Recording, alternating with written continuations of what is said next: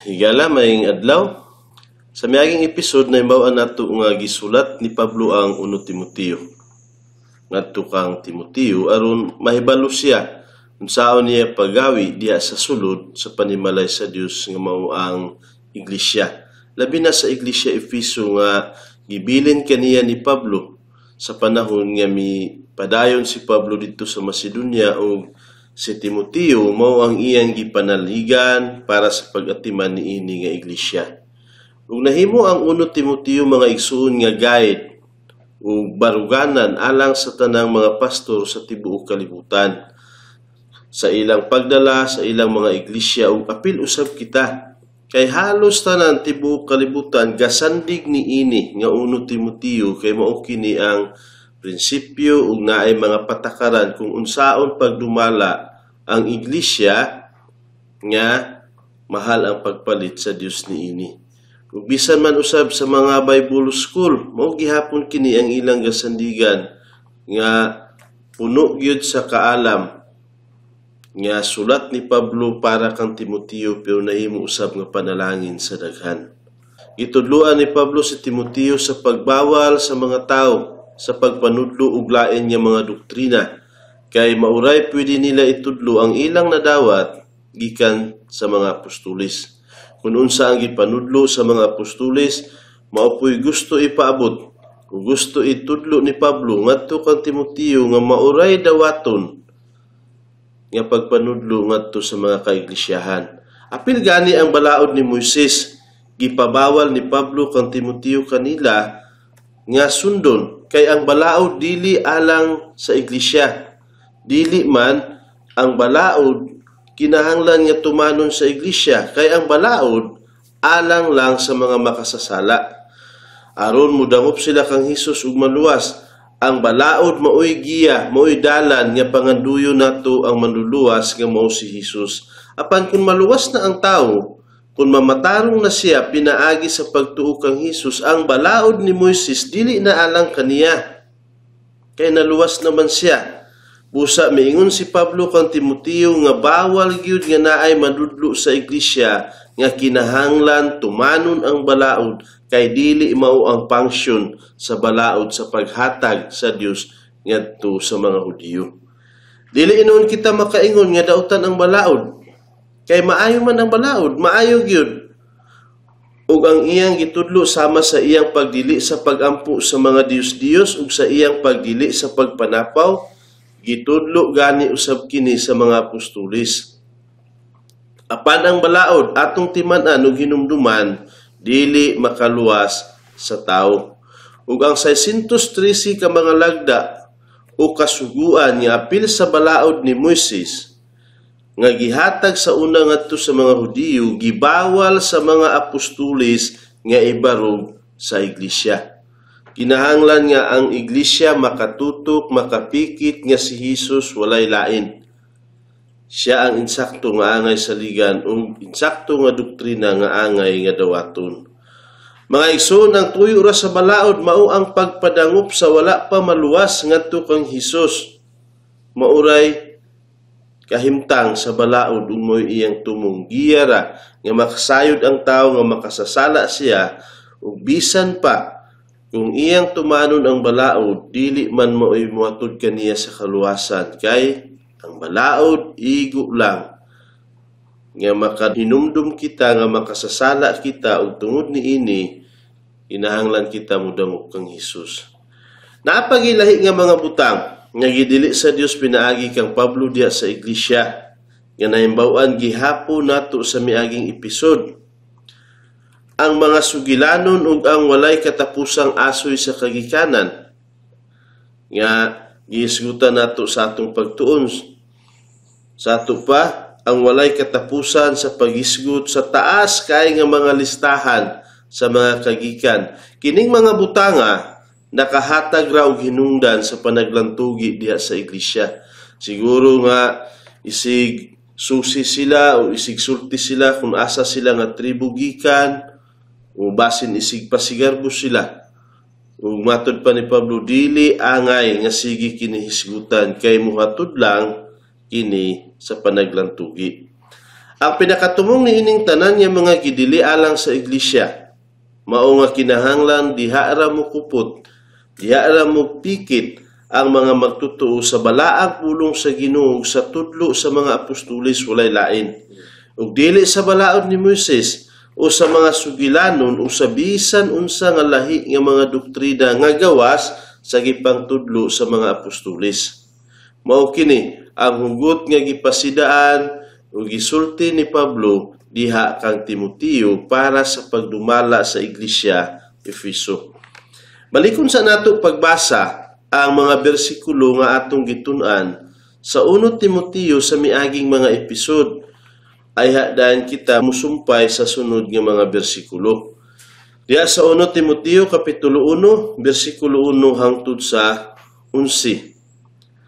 Matod pa ni Pablo para kang Timoteo, si Pablo apostol ni Kristo Jesus, sumala sa sugo sa Dios nga atong manluluwas ug ni Kristo Jesus nga atong paglaom. Sa ato pa nagpaila si Pablo nga siya apostol man ni Kristo Jesus sumala sa sugo sa Dios. O ang Dios mao ang atong manluluwas ug si Hesus Kristo mao ang atong paglaom. Walay lain dili ang balaod kung dili si Kristo lang, naa kaniya ang atong paglaom. Bersikulo 2, ngadto kang Timoteo nga akong tinuod nga anak sa pagtuo. Sa ato pa kini nga sulat para kang Timoteo nga gibilin niya sa iglesia Efeso nga giangko niya o gitawag niya nga tinuod niya nga anak sa pagtuo. Mga igsoon, wala may asawa si Pablo. Musa wala pud siya anak, pero si Timoteo nga pinaagi sa iyang pag-aga ug pag-atiman uban sa pagpanudlo diha sa Kristohanon niya kalihukan, nakaingon si Pablo nga si Timoteo anak niya sa pagtuo.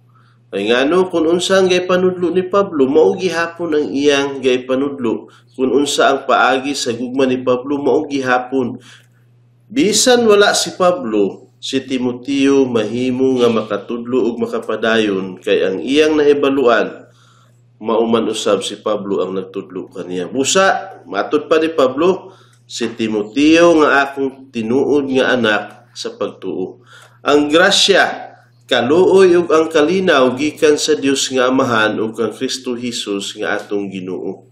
Mga igsoon, ang grasya, ang kaluoy ug ang kalinaw mo'y gipanalangin sa Dios ngadto kang Pablo ug makapasa man usab niya ngadto kang Timoteo.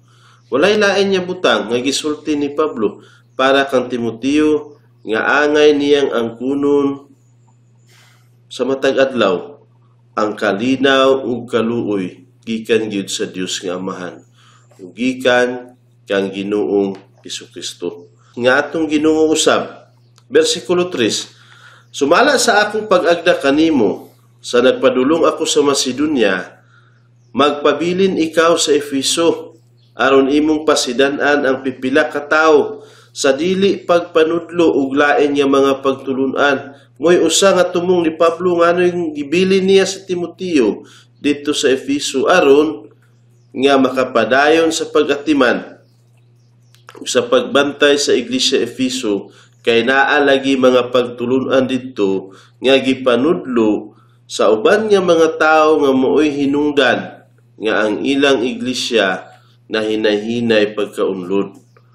Balikon ko, sumala sa akong pag-agda kanimo sa nagpadulong ako sa Macedonia, magpabilin ikaw sa Efeso aron imong pasidan-an ang pipila ka tawo sa dili pagpanudlo ug lain nga mga pagtulunan o sa pagtagad sa minaumaong mga sugilanon ug walay katapusang asoy sa kagikanan nga naghatag og hinungdan sa panaglantugi labaw kay sa Dios nung buluhaton diha sa pagtuo.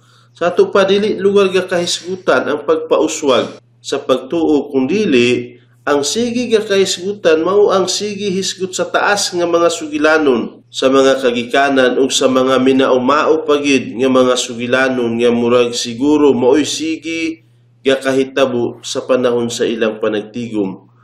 Kini dili man pakauswag sa Dios nung buluhaton diha sa pagtuo. Bersikulo 5, karon ang tumong sa sugo mao ang gugma nga gikan sa putli nga kasing-kasing ug sa maayong tanlag ug sa walay pagpakaron ingnon nga pagtuo. Mo'y gusto ipaabot ni Pablo ngadto kanila nga ang gugma makabarog kini nga iglesia ug ang gugma gikan sa putli nga kasing-kasing ug maayo nga tanlag ug walay pagpakaron ingnon, pure nga gugma ang gusto ipaabot ni Pablo para niini nga iglesia.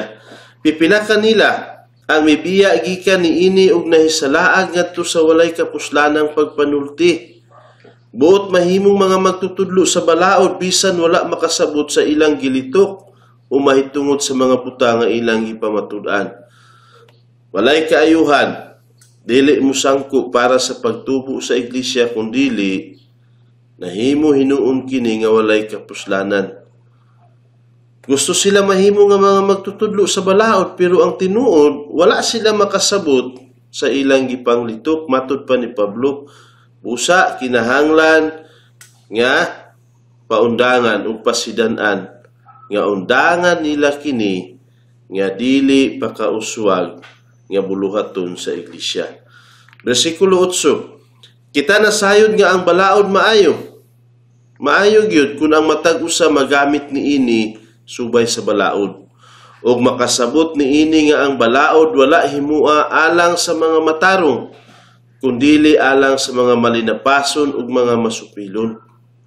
Alang sa mga dili Diosnon ug sa mga makasasala, alang sa mga dili balaan ug sa mga mapasipad-anon, alang sa mga nagpatay ug amahan ug sa mga nagpatay ug inahan, alang sa mga mamumuno, sa mga makihilawason, sa mga makigunay ug isig kalalaki, sa mga mamimihag ug tao, sa mga bakakon, sa mga tigpanumpa ug bakak, ug bisan unsa pa nga kabatok sa maayong pagtulunan, sumala sa mahimayaong maayong balita sa dalaygong Dios nga niini ako gitugyanan.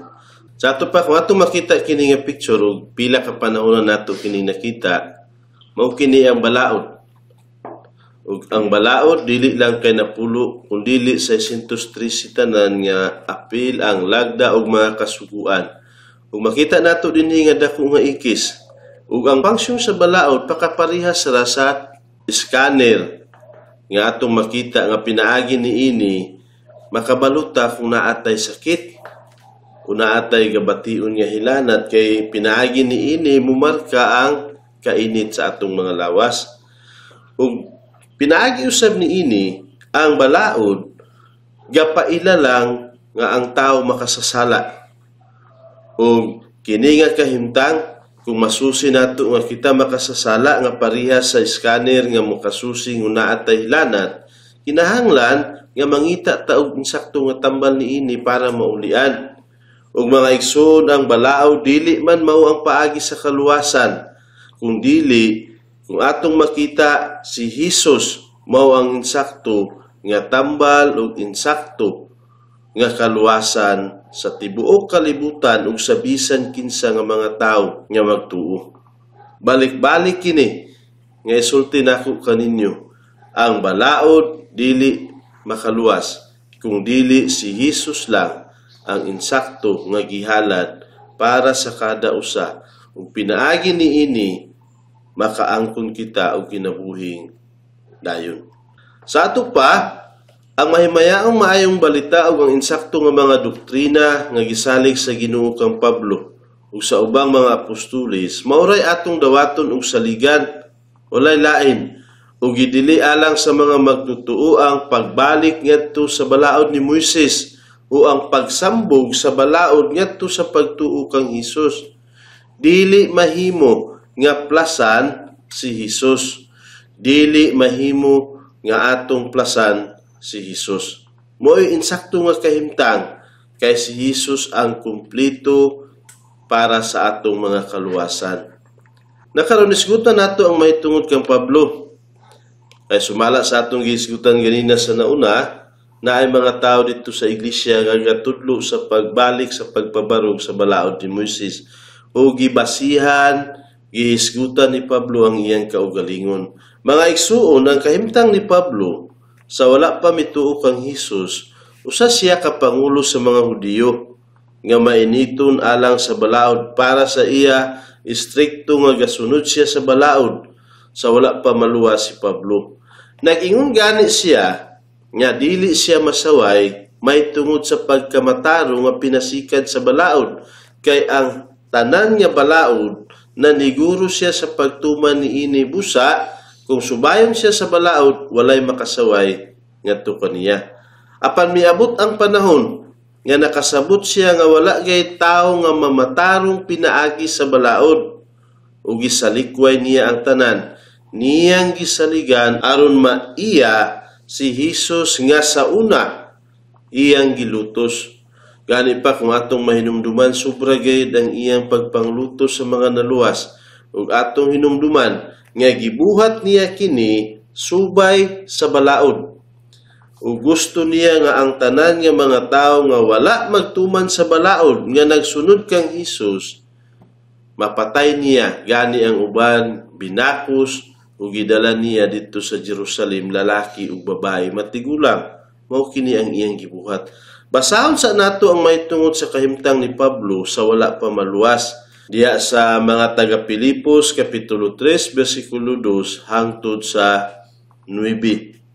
Matud pa ni Pablo sa iyang sulat sa mga taga Pilipos, pagbantay kamo sa mga iro, pagbantay kamo sa mga tigbuhat ug dautan, pagbantay kamo sa mga tigputol sa unod. Sa ato pa kung atong makita dinhi, tulo ka bahin ang iyang gihisgutan niya pagbantay. Una sa iro, o katong mga tigbuhat ug dautan, pagbantay kamo sa mga tigputol sa unod. Kini nga mga tao, nga gaangkon, nga gasunuda sa balaod, nga gapaniguro pagbuhat sa maayo, ug kining ingon nila nga kinahanglan niya tulion ang matag usa, nga nagtuo. Matod pa ni Pablo, bantay ninyo kini nga mga klase sa mga tao, mga iro, mga tigbuhat ug dautan, ug mga tigputol sa unod. Ug gaingon sila nga dili maluwas ang tao kung dili matuli. Mao'y ilang gipasikad pag-ayo sa daghan nga mga tao nga makumplito ang ilang kaluwasan plus balaod. Ug diya sa bersikulo 3 matud pa ni Pablo, kay kita mao ang mga tinuli. Kita nagsimba sa Espiritu sa Dios ug nagpasigar po diha kang Kristo Hesus ug wala magsalig sa unod. Sa ato pa giprangka ni Pablo dinhi sa iyang sulat nga dili man sila ang mga insakto nga tumutuo, sila ang insakto nga tinuli, kung dili kita sa atubangan sa Dios, kita man ang insakto nga mga tinuli ang nagtuo ug nagsimba sa Espiritu sa Dios ug wala magsalig sa unod. Bisan ako adunay pagsalig usab sa unod, matud pa ni Pablo. Kung naay tao nga nagsalig sa unod, may tungod sa pagtuman sa balaod, miingon si Pablo, ako labaw pa. Gituli ako sa ikawalo ka adlaw, sumala sa balaod sa mga Hudiyo, gikan sa kaliwatan ni Israel. Uso atong mahinumduman, nga mao si Jacob nga gibalhin ng iyang ngalan ng Israel, ug gikan si Pablo sa kaliwatan ni Israel, sa banay ni Benjamin, Hebreo nga gikan sa mga Hebreo, kung atong masusi, pure gyud nga Hudiyo si Pablo. Sumala sa balaod, usa ka parasiyo. Usa kung hinumduman kini, nga mga kahimtang ni Pablo, kung saligan niya ang balaod, mas dako ang iyang lamang nga tudlo may tungod sa pagsalig sa balaod, kay mauman pud ang iyang kahimtang. May tungod sa pagkainiton magluluto sa iglesia, may tungod sa pagkamataro nga pinasikad sa balaod, dili masaway. Siguro kung atong mahuna-huna si Pablo, wala gyud mupakya sa pagtuman tanan niini nga balaod. Gani pa si Pablo nagkinabuhi subay sa istrikto nga pamaagi, sumala sa pagtudlo kaniya ni Gamaliel. Busa si Pablo nakaingon, may tungod sa balaod, dili ako masaway. Kandiya sa bersikulo 7, apan bisan unsang kadaugan niya akong naangkon, kini akong giisip nga kapildihan tungod kang Kristo. Kining tanan nga mga listahan sa kahimtang ni Pablo sa pagsunod niya sa balaod, giingon niya, kini nga kadaugan giisip nako nga kapildihan tungod kang Kristo. Sapagkat tinuod ang tanan akong giisip nga kapildihan tungod sa labaw kabililhon nga pagkaila kang Kristo Jesus nga akong Ginoo. Tungod kaniya nawad-an ako sa tanang butang o kini giisip nako nga basura aron maako si Kristo. Mga igsuon, una-una gani kun unsa ang gisalikwa ni Pablo para lang maiya ang pinakabililhon nga butang o pinakabililhon kay sa tanan nga mao si Kristo. Inumdumi ang tanan nga iyang kadaugan ug iyang gisaligan para sa iya gihimo niya nga basura. Walay pulos kinahanglan isalibay para lang nga maangkon niya si Kristo. Dili kinahanglan niya nga saligan kay kini nga mga butang walay kapuslanan ug dili siya mahimo matarong kun dili gikinahanglan niya labaw sa tanan si Kristo. Ug makaplagan diha kaniya dili nga nagbaton ako sa pagkamatarong pinasikat sa balaod kundili ang pagkamatarong nga pinaagi sa pagtuo kang Kristo, ang pagkamatarong nga gikan sa Dios nga nagsukat sa pagtuo. Sa ato pa, dako ang ranggo ni Pablo sa iyang pagkahudiyo. Kung atong hunahunaon pag-ayo, kung atong timbang-timbangon, nga nagsulti gani siya nga labaw pa. Kung naay magkikumpara kaniya, siya labaw pa. Gitawag niya ang iyang kaugalingon og Hebreo nga gikan sa mga Hebreo. Nga gapasabot nga pure siya nga Hudiyo nga gatuman sa tanang balaod sa mga Hudiyo. Apan kadto tanan nga listahan nga iyang gihisgutan, giisip niya nga kapildihan o basura aron maiya si Kristo ug makaplagan niya ang pagkamataro nga pinaagi sa pagtuo kang Kristo nga dili makahatag kaniya sa balaod. Mo'y prangka nga gisulti ni Pablo. Giingon niini ni Pablo pagbiya sa balaod, pagpakatuo niya kang Kristo. Giisip niya nga basura ang tanan para nga dawato niya si Jesus nga mo'y insakto nga pagkamatarong. Ug karon diri sa 1 Timoteo hugot niyang gidili ang pagtudlo sa iglesia sa pagtuman sa balaod. Kay ngano diha siya gikan ug nasayod siya, nakabalo siya, nasinati siya nga dili mao ang gikinahanglan sa matag usa. Basahon nato ang sunod nga bahin nga atong tun-an sa 1 Timoteo. Diin nagtestigo si Pablo mahitungod sa iyang kaugalingon. Ug atong ipadayon ang pagbasa diha sa 1 Timoteo kapitulo 1 bersikulo 12 hangtod sa 17, sumpay sa tema nga atong gisgutan sa miagi nato nga pagtuon. Matod pa ni Pablo dito kang Timoteo, nagpasalamat ako sa nagpalig-on kanako si Kristo Jesus nga atong Ginoo. Walay lain nga maglilig-on. Si Jesus ra og bisan sa kang Pablo. Si Jesus ang nagpalig-on kaniya. Kay siya nagilaman kanako nga matinumanon. Nagtudlo kanako ngadto sa pagpangalagad. Mao ang ginabuhat ni Jesus ngadto kaniya. Siya nagila kang Pablo nga matinumanon. Dili inon perpekto si Pablo, pero para sa atubangan sa Dios ug ni Jesus, si Pablo nahimo nga matinumanon ug giila kini sa Ginoo ug nagtudlo ngadto kang Pablo sa pagpangalagad. Bisan pa nga kaniadto ako tigpasipala ug tigpanglutos ug mabiyay-biayon, apan gikaluy-an ako kaysa akong pagkawalay pagtuo, gibuhat nako kadto nga walay kahibalo. Mga igsoon, kung atong mahinumduman, bisan pa kung naluwas si Pablo, wala niya kalimti kung unsang gibuhat niya sa iglesia sa una. Ang iyang pagpanglutos, ang iyang pagpasipala, rumatod pa niya ni ining tanan, gikaluy-an siya sa Dios. Ug ang iyang gibuhat sa una nagpakilalang sa iyang pagpakawalay pagtuo ug walay kahibalo. Wala siya sayod nga ang tanan niyang gibuhat nga para sa balaod, ang insakto nga Dios mo iyang napasipalahan sa panahon nga padulong siya dito sa Damasco para sa paglakag sa daghan nga mga tumutuo. Pero karon matud pa niya, gikaluy-an ako sa Dios ug giila nga matinumanon ug nagtudlo ngadto sa pagpangalagad. Bersikulo 14. Ug ang grasya sa atong Ginoo miawas pag-ayo uban ang pagtuo ug gugma diha kang Kristo Hesus. Miawas pag-ayo ang grasya ug pagtuo diha kang Kristo Hesus nga natagamtaman ni Pablo. Gikan sa iyang pagpasipala, karon nakaambit siya sa gugma nga insakto gikan kang Ginoong Hesukristo. Kasaligan ang pulong ug takos nga dawaton sa hingpit nga si Kristo Hesus mianhi sa kalibutan aron sa pagluwas sa mga makasasala. Matud pa ni Pablo, angay nga dawaton ug kasaligan ug takos nga si Kristo Hesus mianhi sa kalibutan aron pagluwas sa makasasala ug maoy nahitabo kang Pablo ug maupod ang nahitabo sa matag usa kanato.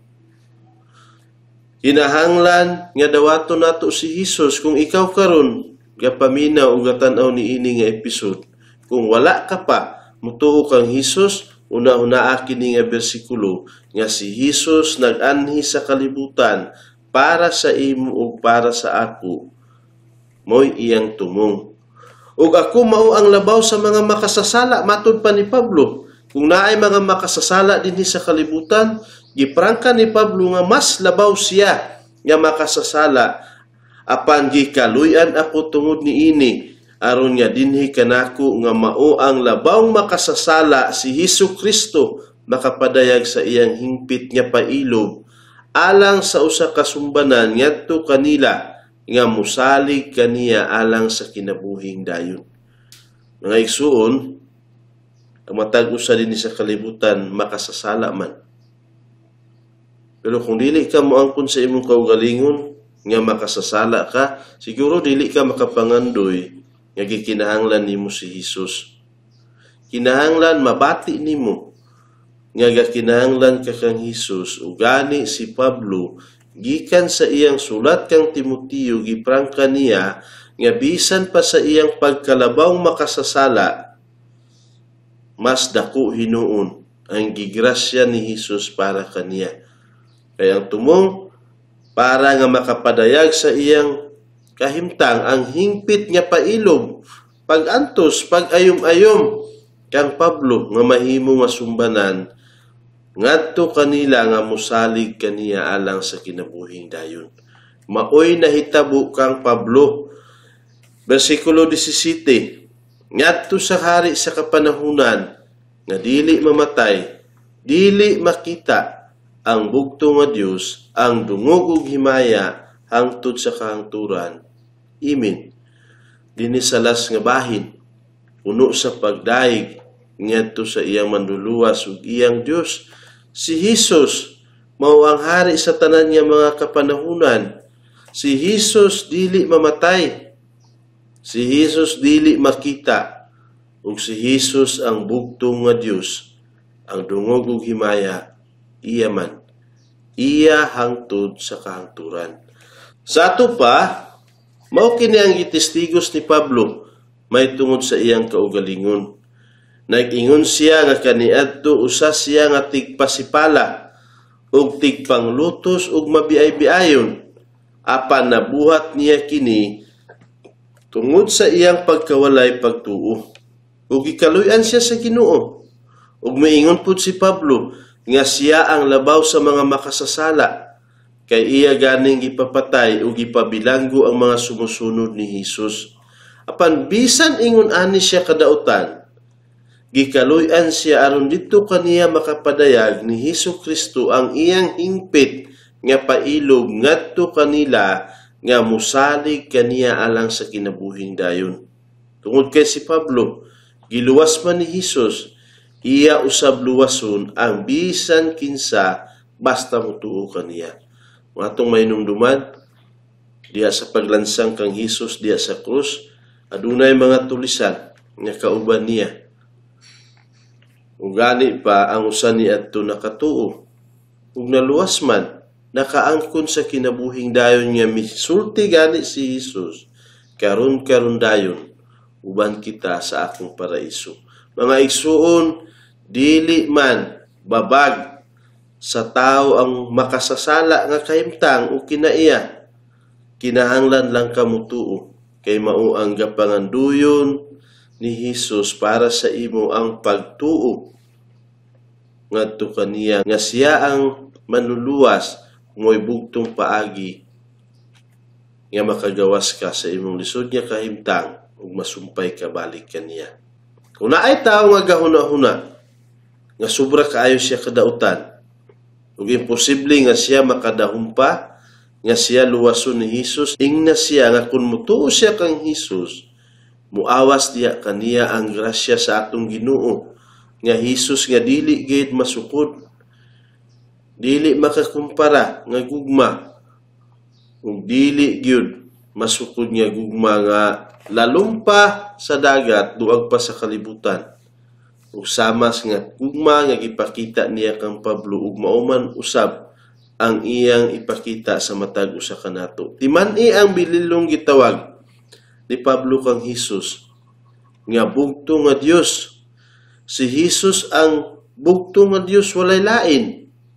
Nga gaingnon sa uban nga si Jesus tao ug dili Dios, pero si Pablo nagsistigos si Jesus ang bugto nga Dios, walay lain. Kining kasaligan niya pamulong, tipigi sa inyong mga kasing-kasing, o kung inyo kining huptan sa tibok ninyong kinabuhi, dili kamo kanusa mapakyas o makatipas. Si Jesus lang mga igsuon, ang atong panganduyon labaw sa tanang butang, nga gihisgutan ni Pablo nga iyang kadaugan sa una, pero karon nahimong kapildihan, o giisip niya nga basura para maangkon lang niya si Kristo. Para sa atong pagtapos karon, basahon nato kini nga humok niini nga atong pagtuon. Diya sa 1 Timoteo kapitulo 1, bersikulo 1 hangtod sa 20, dayon mga taga Pilipos kapitulo 3, ang kinatibuk-an nga nag-isgot may tungod sa kahimtang ni Pablo. Ug mga igsuon, salamat sa inyong pagpaminaw ug maayong adlaw.